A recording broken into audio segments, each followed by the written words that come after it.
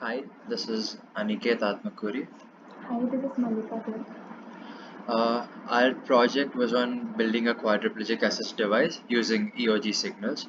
We have developed a purely analog circuit to make this work.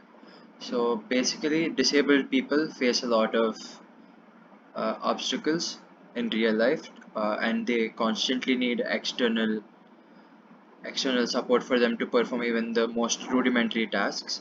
In order to help with this, we have started this project. The quadriplegic are the people whose all four limbs are paralyzed and have no movement whatsoever. For these people, it is extremely hard for them to perform their day-to-day activities without external assistance. In order for them to regain this autonomy, we just developed this circuit wherein we use the signals from their eyes, uh, which will help them move. So the signals that we read from the eyes are called the EOG signals, and they are obtained by measuring the cornea retinal potential. So when they move their eyes, a potential difference is created across the electrodes from which we take the signal, and this signal is used to determine a certain function. The range of the EOG signals is from 0.5 millivolts to 3.5 millivolts, and from the papers that we have referred to, we have come across the frequency to be in the range 0.05 hertz to 30 hertz. Uh, the electrodes do catch the signal from our eyes, but they are very weak and susceptible to noise. In order to overcome this problem, we have created a system wherein noise is filtered and amplitude is there is a gain stage for increasing the amplitude of the signal so that proper processing could be done. Yes, to increase the amplitude, we have used an instrumentation amplifier. Uh, and then in order to eradicate noise, which was one of the major parts of our project, we have used the active bandpass filter. And once we have a noise free amplified signal, we had to separate the signal in order for multiple functionalities. In order for this, we have used a common rectifier circuit that helped us derive two outputs from a single input. So now coming to instrumentation amplifier. Instrumentation amplifier is a kind of differential amplifier. We specifically use this amplifier instead of using any other amplifier because it exhibits several characteristics which were very desirable for our project. For example, minimal drift, ultra low DC offset, and then high common mode rejection signals.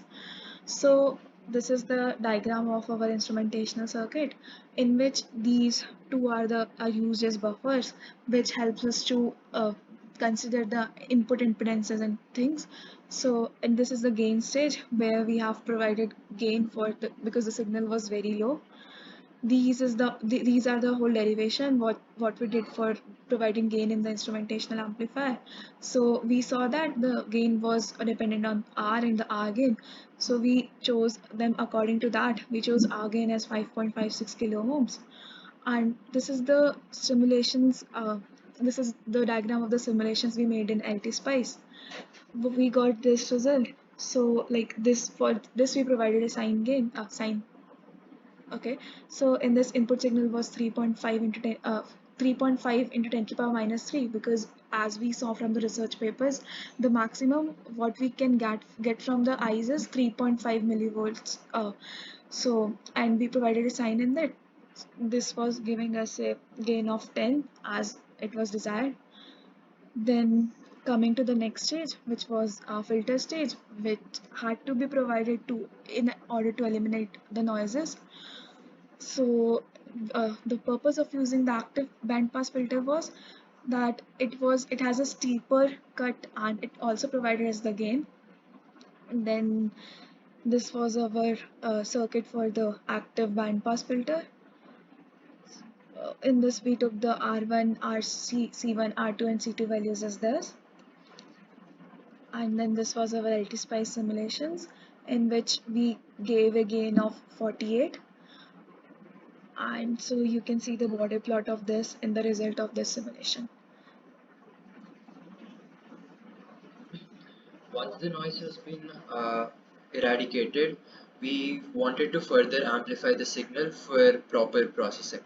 Uh, in the previous stage, we have seen that the noise was, we needed a band pass filter in the range 0.05 to 30 hertz, and that is why we have chosen the R1 and C1 and R2 and C2 accordingly. Uh, yes, coming to the gain stage, we provided a gain of 8 in this, and this number was decided based on the results we were getting from the oscilloscope. This is a simple, for the gain stage we use a simple non-inverting amplifier which utilizes the op amp, and the gain is given by 1 plus RF by R2, and we have chosen the value of RF as 47K and R2 as 6.8K, resulting in a gain of around 8. So this is the simulation circuit that we have used.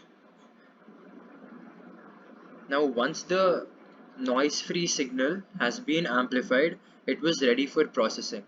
Now we needed multiple functionalities to be done based on the movement of the eye, such as, for example, let us consider a person in the wheelchair. Now he wants to navigate on his own.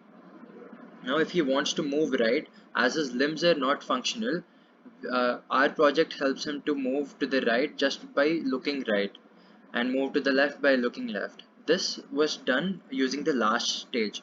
This distinguishes the eye movement and gives two output lines. One line is connected to the right motor and the other one to the left motor. So based on where the signal is, uh, the wheelchair could move accordingly. So for this we created a simple rectifier circuit.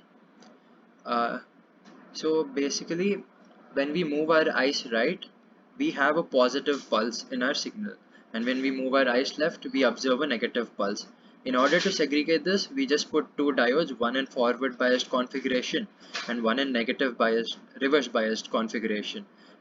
This will capture the signal only when our eye moves right, and this will capture the signal only when our eyes move left. This is a very simple circuit that we have used, but it is very efficient and gives us proper outputs, as can be seen from the simulation results. uh, Even though we provided a ordinary sinusoidal signal, this only gives the positive peaks, and the reverse biased diode gives us only the negative peaks. This way we can get two channel outputs, one on which, so a one on channel 1 means that it's moving right, and one on channel 2 means it's moving left. So at a point of time, only one of the output lines is 1 while the other one is 0. Now we can see this through the results also. So in this case, as Aniket mentioned earlier, we had to segregate the signals in order to get more functionalities. So in this, whenever we moved our eyes towards right, so we were getting only positive pulse, and whenever we moved our eyes towards left, we were getting the negative pulse. So this was the distinction between the two signals that we were getting. So this was the pulse when we continuously moved our eyes towards right and left. So it was giving positive peaks and negative peaks continuously, similarly as a wave. So now coming to the segregation part. So in this case also we were moving our eyes like towards left and right continuously. But as we can see in the earlier case, we were getting two peaks in the similar line, like positive and negative both on the same line. But in this case, on the above channel we are getting only right one key peaks, and in the channel 2 we were getting only left movement peak. So in this case, by this we segregated our two of the signals, and this was the border plot of our filter stage. In this, our observed cutoff was at 10 hertz, and at the maximum we got 69.7 dB. So minus 3 dB was observed around at 26.6 hertz. So now is the challenges faced. Circuit, we initially came with an approach where we used third order filters, and in e- between every stage of our circuit we had to put a buffer, or else the circuit was not functioning. In order to do so, we had to use about 11 op amps, which when in retrospect is very power inefficient. So we initially started with the design, but what we observed is as the complexity of the circuit increased, the number of wires also increased, number of parasitic capacitances increased, and this led to a lot of noise, a lot of deviation from expected results, and this is not what we desired. So we had to simplify our circuit, make our approach more basic yet efficient, and that is why we have chosen a simple circuit as mentioned before. Noise. So noise was one of our major issues. Although we were giving a cutoff at 30 hertz, in practicality, though it was 26.6 hertz, we were observing a noise of 50 hertz also. So when we observed the Bode plot, there was minus 6 dB at 50 Hz, and yet we could observe that noise was dominant. This is because the signal we were giving was weak. Although noise is getting attenuated, the signal is weak, so it was not sufficient for us to measure the signal properly. And that is when we reintroduce a gain stage after the active band pass filter, so that the noise is not amplified but only the signal is amplified. Yes, parasitic capacitances. The parasitic capacitances are prominent on breadboard. According to our simulations, the values we calculated in order to get desired cutoffs were not matching in practical uh, applications. This is because of parasitic capacitances. So, in order to overcome this and have proper cutoffs, we had to do trial and error in order to get proper cutoffs. Uh, our project was based mostly on electrodes, so we had to experiment with electrodes too. The problem with the electrodes provided to us were they were wearing out very fast. The aqueous gel that is the reason for conduction dried up very fast, and uh, we had to replace the electrodes very frequently, which was not desirable. Sometimes there was wrong results also produced because the electrode gel weared off.